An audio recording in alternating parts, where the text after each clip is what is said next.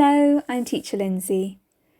I want to show you how you can use our resources to teach your students online. This demonstration uses Zoom. The classes that I'm about to show you are one-to-one, but they'd also work if you have a group of students or a class. The first thing you need to do is set up a meeting with your student. To join the class, they don't need a laptop or a tablet or even a computer. Lots of my students access my classes using a mobile phone. All they need is a steady Wi-Fi connection. Okay, once they've joined the meeting, I always like to ask them how they are and check in with them. Hello.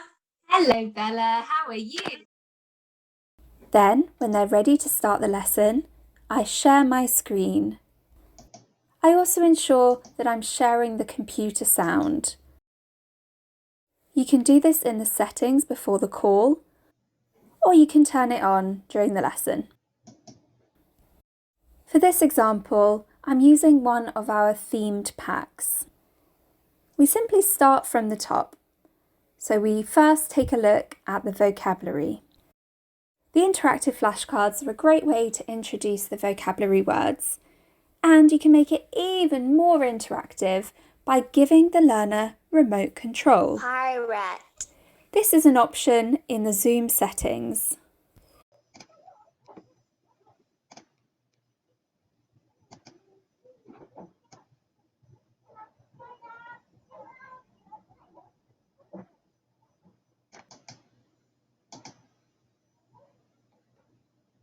It allows a student to click or touch the elements that are interactive, so they are in control. Let's see it in action. Very nice. Pirate. Before seeing the word, she can look at the picture. If she already knows the word, she can check on the next slide. Binoculars. Then she can Very listen good, by Bella. clicking on the Let's listen audio to the button word. to hear the correct pronunciation in English. Binoculars. Or, And again. if she's not familiar with this word already, she can Binoculars. listen to the word Good. and see the word. At the end of the interactive flashcards pack, all of the pictures are presented. This is the perfect opportunity to review these vocabulary words. If there's any words that they've forgotten, they can go back and check. Anchor. Anchor. Good. Binoculars. That's right. Wow. Pirate. Good. And Bottle. As you can see, it's still really important to give positive feedback to your student. I've got a few ways of doing this, but the high five, where you put your hand up to the webcam, is a really nice way of connecting with them through the screen. You can then exit by pressing Escape, and then open up the next resource ready for your learner. You don't need to switch off the remote control. In fact, it's really important that the learner has the remote control for the next activity, which is the search and find task. In this game, the learner has to read the instructions and click on the correct picture. If they are using a laptop, they may need to use the touchpad or a mouse. If they're using a tablet or a phone, something with a touch screen, they can simply use their fingers to click. You found it. If they get it wrong, a cross will appear, so they get immediate feedback. However, if they get it right, they'll be taken to the next slide where they will see the picture and word together. Wow, Bella. Very This will fast consolidate the word today. in their memory. Find Next up, we've got spin the wheel. Seagull. Again, really Seagull. important that the learner has remote Seagull. control. You So this student is able to click on the start and stop button to spin the wheel. The picture she lands on, she then clicks on the right-hand side. It takes her to a new slide where she needs to finish the sentence. It's a multiple choice question, so she can select the answer that she thinks is correct. compact. If it's not correct, it goes red. but if it is correct, it turns green and the sentence is now complete. I always ask my students to read the sentence from the start. You can see my signal for full sentence, kind of like making a rainbow with your hand. Pirate. Read out the full sentence. He is a pirate. Yar! These non-verbal cues are really important when you're teaching online because you don't want to keep interrupting the student and talking lots. You can check out my gestures video to learn more actions that you can use with your learners. Remember, you can also use realia that you have around you. For example, here I'm showing my student a bottle that looks different to the bottle that's included in the pirate pack. This will help her understand that bottles are not all made from glass, but they're also made from plastic and can be used every day. Here's another interactive game for your learner to play. It's called Matching Pairs. They can revise the vocabulary words first by flipping the cards to see the picture and flipping them again to see the word. But by now, your learner should be pretty familiar with the vocabulary words. Then they can start the game. Remember, they need to have the remote control here.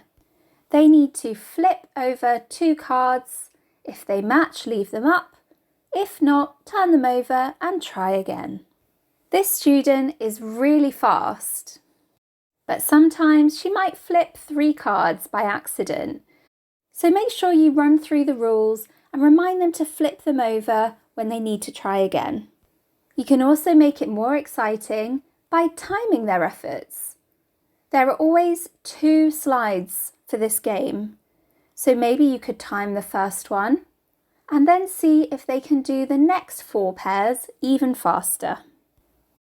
The final resource in the theme pack is our ebook. This usually has sound effects or animations for the students to click on. I ask my students to try to read the sentence first. Once they can say the sentence correctly, they can click on the play button. However, this pirate theme pack is slightly different. The student can choose their own adventure, meaning they're in control of what happens to the characters in the story. If they have remote control, make sure that you slow down and ask them questions to check their understanding. Ask them why they're making the decisions that they're making, and reflect on the learning as you go. At the end of the ebook, there's always a review activity. This might be comprehension questions or a matching activity.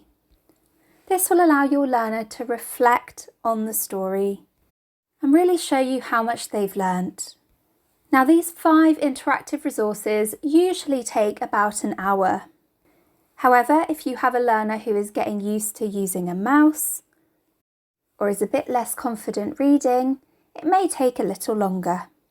If, like this student, they finish early, don't worry, you can still do the other activities in the pack online with them. This is how I do it. You can open up the PDFs in different tabs. If you open the poster, you allow the learner to see the vocabulary words written down. This will help them with their spelling, which will be useful for the word search and the crossword. Now, Zoom has some draw features, so the student can circle around the words in the word search or even add a text box for the crossword, although they can also use a pencil. Be mindful, if they are using a mobile phone, this might be a bit fiddly for them because it will be very small. You could always ask them to dictate to you or describe where in the word search they've found the word. Right, this student chose to do the word search. You can see that she is circling the words that she's found and then ticking the correct picture in the box below. This again reinforces that link between the word and the picture showing that the vocabulary really has gone in. Once you reach the end of the lesson, it's time to say well done to the student. You might want to give them feedback on their pronunciation or whether they're recognising more sight words when they're reading sentences in the ebook. I always let my student choose a theme for the next lesson.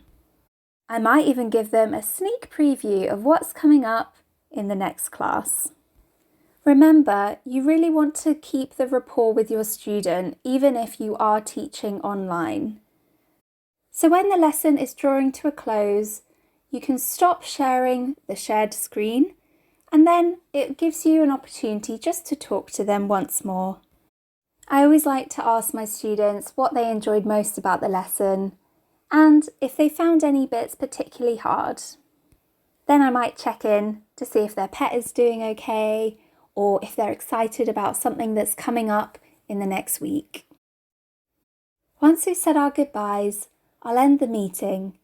Then I'll immediately follow up with the child's parents or guardians. And that's how you use Teacher Lindsey resources for an online class using Zoom.